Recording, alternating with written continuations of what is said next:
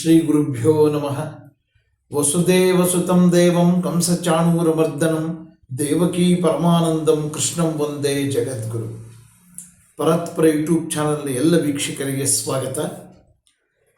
ಹಿಂದಿನ ವಿಡಿಯೋದಲ್ಲಿ ಅರ್ಜುನ ಶ್ರೀಕೃಷ್ಣನ ವಿಶ್ವರೂಪವನ್ನು ನೋಡಿ ಅತ್ಯಂತ ಆಶ್ಚರ್ಯಚಕಿತನಾಗಿ ಮತ್ತು ಆ ರೂಪವನ್ನು ಅಗಾಧವಾದಂಥ ರೂಪವನ್ನು ನೋಡಿ ನಮಸ್ಕರಿಸಿ ಕೈ ಜೋಡಿಸಿ ಹೇಳ್ದ.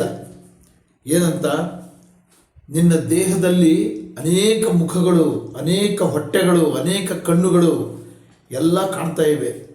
ಎಲ್ಲ ರೀತಿಯ ಪ್ರಾಣಿಗಳು ಕಾಣ್ತಾ ಇವೆ. ಬ್ರಹ್ಮದೇವ ಕಾಣ್ತಾ ಇದ್ದಾನೆ, ಅನೇಕ ದೇವತೆಗಳು ಕಾಣ್ತಾ ಇದ್ದಾರೆ, ಋಷಿಗಳು ಕಾಣ್ತಾ ಇದ್ದಾರೆ, ಸರ್ಪಗಳು ಕಾಣ್ತಾ ಇದ್ದಾವೆ ಅಂತೆಲ್ಲ ವರ್ಣಿಸ್ತಾ ಇದ್ದಾನೆ.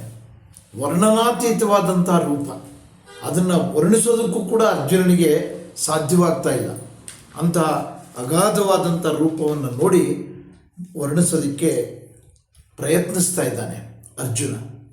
ಮತ್ತೆ ಮುಂದುವರೆದು 17-18ನೇ ಶ್ಲೋಕಗಳಲ್ಲಿ ಏನನ್ನು ಹೇಳ್ತಾನೆ ಅಂತ ನೋಡೋಣ.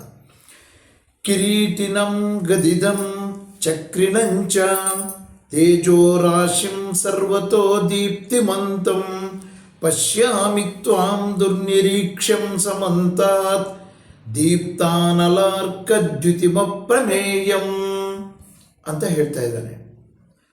ನಿನ್ನಲ್ಲಿ ಕಿರೀಟ, ಗದೆ, ಚಕ್ರ ಇವುಗಳನ್ನು ಧರಿಸಿದವನಾಗಿರ್ತಕ್ಕಂಥವನು, ತೇಜೋಮಯರಾಗಿ ಕಾಣ್ತಾ ಇರ್ತಕ್ಕಂಥವನು ಮತ್ತು ಎಲ್ಲ ಕಡೆಯೂ ಪ್ರಕಾಶಮಾನವಾಗಿ ಬೆಳಗ್ತಾ ಇರ್ತಕ್ಕಂಥವನು, ಪ್ರಜ್ವಲಿಸ್ತಾ ಇರತಕ್ಕಂಥ ಅಗ್ನಿ ಸೂರ್ಯನಂತೆ ನೀನು ಕಾಣ್ತಾ ಇದ್ದೀಯಾ, ಅಪ್ರಮೇಯನಾಗಿ ಗೋಚರಿಸ್ತಾ ಇದೆಯಾ ನೀನು ಅಂತ ಹೇಳ್ತಾ ಇದ್ದಾನೆ.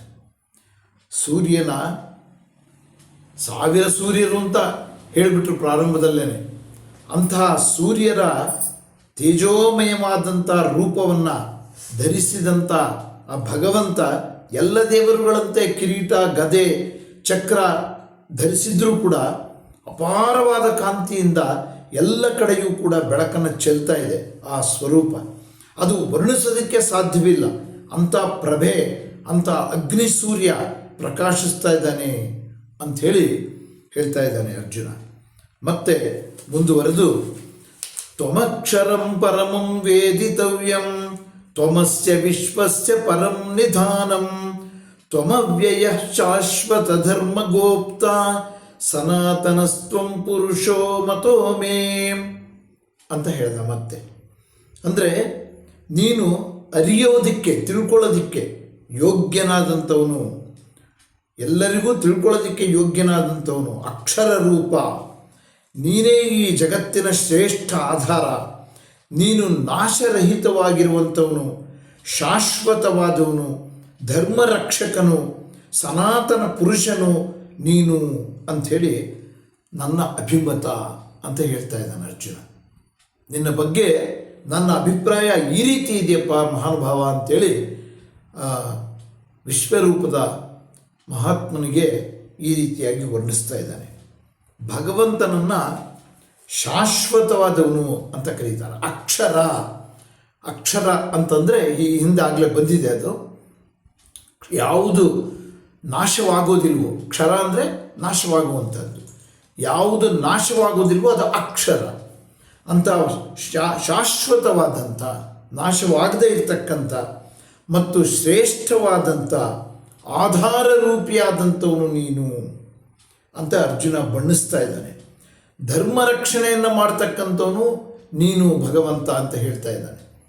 ಇದುವರೆಗೂ ಅರ್ಜುನನಿಗೆ ಗೊತ್ತಿಲ್ಲ ಧರ್ಮವನ್ನು ರಕ್ಷಿಸ್ತಾ ಇರೋನು ಯಾರು, ಧರ್ಮದ ಸಂಪೂರ್ಣ ತಿರುಳು ಎಲ್ಲಿದೆ ಅನ್ನುವಂಥದ್ದು ಗೊತ್ತಿಲ್ಲ.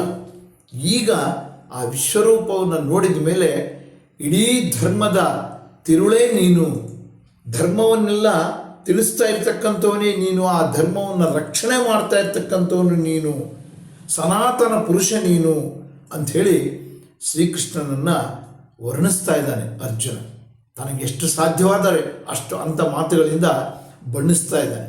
ಏಕೆಂದರೆ ಆ ವರ್ಣನಾತೀತವಾದಂಥ ಸ್ವರೂಪ ಆ ವಿಶ್ವರೂಪ ಆಗಿತ್ತು. ಅಂಥ ವಿಶ್ವರೂಪವನ್ನು ಅರ್ಜುನ ಅತ್ಯಂತ ಉನ್ನತವಾದಂಥ ತನ್ನ ಅಭಿಪ್ರಾಯದಿಂದ ತನ್ನ ಮಾತುಗಳಿಂದ ಭಗವಂತನನ್ನು ವರ್ಣಿಸ್ತಾ ಇದ್ದಾನೆ ಅಂತ ಹೇಳ್ತಾ ಇವತ್ತಿನ ಈ ವಿಡಿಯೋವನ್ನು ಮುಕ್ತಾಯ ಮಾಡ್ತೀನಿ. ನಮಸ್ಕಾರ.